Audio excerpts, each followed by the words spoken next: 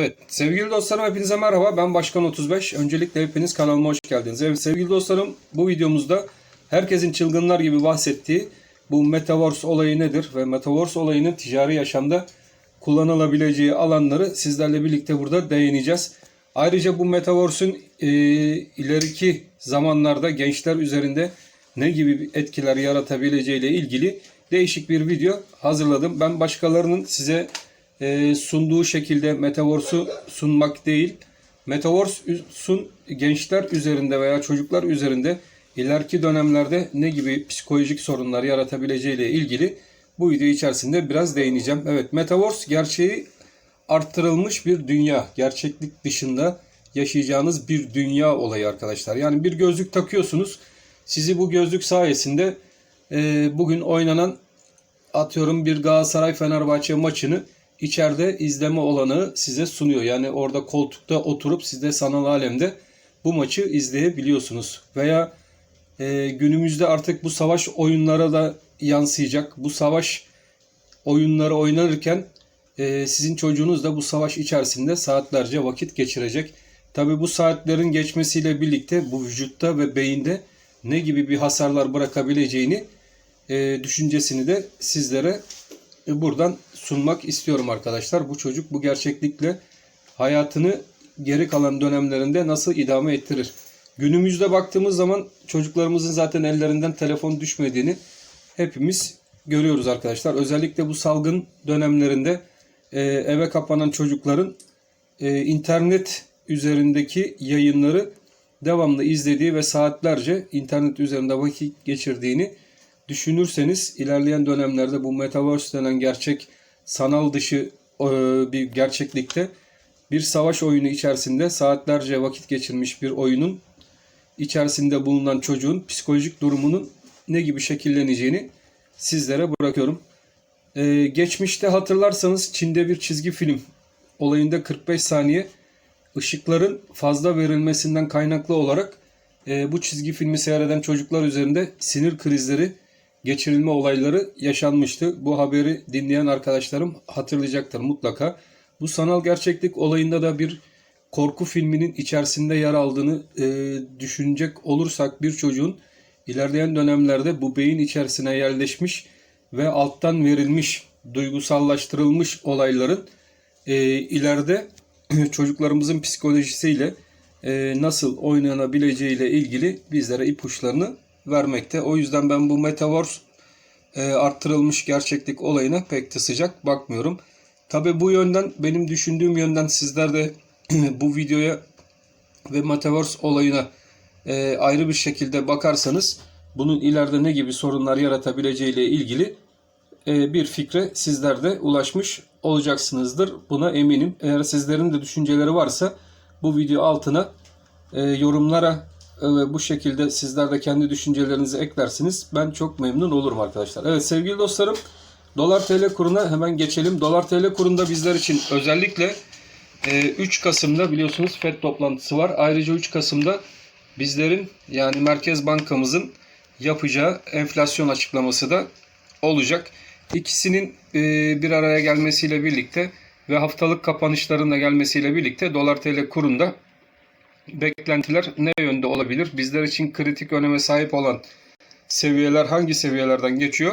Sizlerle birlikte bunu grafik üzerinde teknik analiz yöntemini kullanarak bulmaya çalışalım. Evet sevgili dostlarım, Dolar TL kurunda son görülen zirve 9.86 bölgesinden geçen zirveydi ve bizler artık bu 9.86 zirvesinin Dolar TL kurunda bir son zirve mi olup olmayacağını sizlerle birlikte burada zaten takip ediyoruz. Fakat bu hafta gene 9.60 seviyelerinden gelen bir haftalık kapanış izledik. Bu kapanışla birlikte bizler için artık şurada 9.70 seviyesinde bir direnç bölgesi oluştu.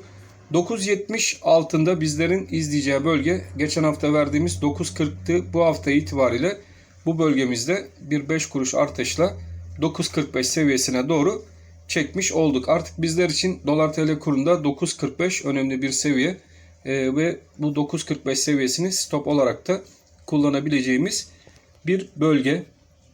9.45 altındaki sarkmalarda 9.30 ve 9.21 seviyelerinde bulunan iki tane de kuvvetli bir destek bölgemiz dolar TL kurunda faaliyet göstermekte. Şimdi bizler teknik olarak dolar TL kuruna baktığımız zaman 4 saatlik grafikte oluşmuş bir üçgen ve bu üçgen içerisinde dolar kurunun hareket ettiğini görüyoruz ve bu üçgenin düşen trend çizgisinin tam içerisinden bir hafta.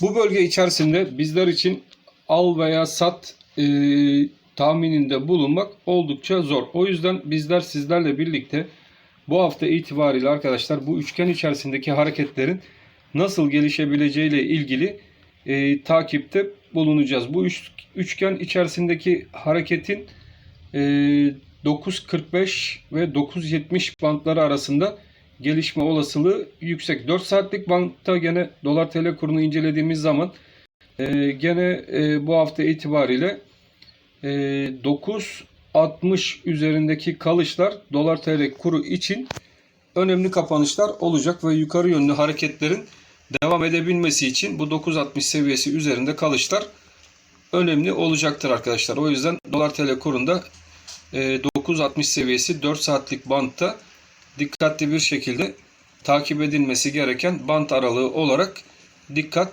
çekiyor.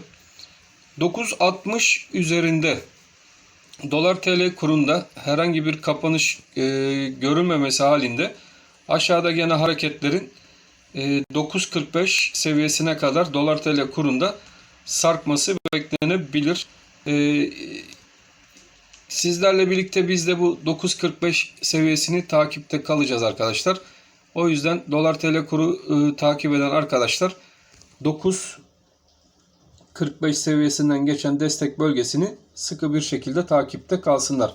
Stokastik indikatörümüze baktığımız zaman günlükte bir sat sinyalimiz zaten 9.85 civarlarından vermişti ve bu 9.85 civarından gelen günlükteki sat sinyalimiz hala da bir al pozisyonu şekline dönmüş değil. Bunun tekrardan bir al pozisyonu şekline dönebilmesi için yukarıdan gelen trend çizgisinin aşağı yönlü kırılması, yukarı yönlü kırılması şart. Bizler bunun üzerinde bir yukarı yönlü kapanış görmediğimiz takdirde arkadaşlar dolar TL kurunda bir al tavsiyesinde bulunabilmemiz henüz zor. Fakat haftaya baktığımız zaman haber akışlarının bir hayli fazla olacağı bir hafta, yani volatilitenin yüksek olacağı bir hafta olduğu da gözden kaçmaması gerekli. Özellikle 3 Kasım'da bizlerin enflasyon yönündeki Merkez Bankası'nın ve Şahap Kavcıoğlu'nun yapacağı açıklamalar önemli. Burada gene enflasyonun bir yüksek çıkacağı yönünde ekonomistlerin beklentisi mevcut. Buradaki enflasyonun bir miktar daha yüksek çıkmasıyla birlikte dolar TL kurunda 9.70 seviyesine doğru ataklar görebiliriz. 9.45 seviyelerine doğru geri çekilmeler ise tekrardan bir alım fırsatı olarak dolar TL kurunda dikkatle izlenmesi gereken bölgeler şeklinde gözükmekte. Bu hafta hareket. Kısaca dolar TL kurunu özetleyecek olursak arkadaşlar bizler için bu hafta 9.70 ve aşağıdan geçen 9.45 bölgesi bir bant aralığı olarak çalışması muhtemel bir bant aralığı olarak dikkate çekmekte. Tekrardan hareketlerin yukarı yönlü seviyelere gidebilmesi için ise 9.70 bandının yukarı doğru kırılması şart. Bu band yukarı yönlü kırılırsa o zaman dolar TL kurunda 10 TL'ler civarına doğru giden bir hareketi başlatabilir. Fakat ben hareketlerin gene 9.70 ve 9.45 band aralığında hareketlerini devam ettireceğini bu haftada düşünmekteyim. Öyle çok aşırı bir şekilde yukarı yönlü bir trendin henüz oluşmadığını sizlerle birlikte burada grafik üzerinde zaten görmekteyim. O yüzden panik yapılmadan izlenmesi gereken bir hafta. Haber akışlarının fazla olacağı bir hafta.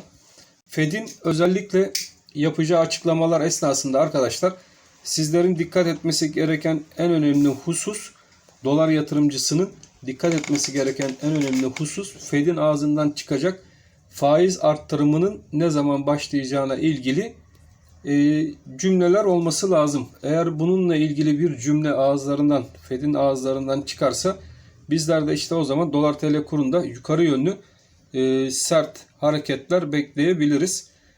O yüzden Fed'in yapacağı açıklamalarda elinde dolar TL kuru tutan arkadaşlar mutlaka bu faiz açıklamalarıyla ilgili ağızlarından çıkacak cümleyi sıkı bir şekilde takip etmeliler. Benim düşünceme göre bir önceki açıklamalarında söyledikleri gibi varlık alımlarındaki azaltma sürecinin Kasım ayı veya Aralık ayı içerisinde başlayabilecekleriyle ilgili bir açıklama ve onun ardından faizlerle ilgili henüz bir ortamın oluşmadığı, bu ortamın oluşmasıyla birlikte faiz arttırımlarını ondan sonra başlayabileceğiz şeklinde bir açıklama ağızlarından çıkacağını düşünmekteyim. Yani faizlerin ne zaman arttırma geçeceğiyle ilgili bence FED bir cümle kurmayacak.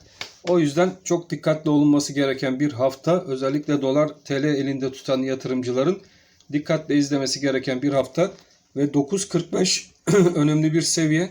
Burası al seviyesi olarak kullanılabileceği gibi buradan bir sat sinyali de 9.45 altında kapanışlarda gelebileceği unutulmamalı. Ta ki buradaki 9.45 altındaki bir kapanış dolar TL kurunda 9.21'e kadar aşağı yönlü bir kırılımda getirebilir. Çok dikkatli olunması gereken bir hafta ve dikkatle izlenmesi gereken bir hafta olduğu benim nacizane fikrimdir. Ve burada anlattıklarım kesinlikle bir yatırım tavsiyesi değildir arkadaşlar.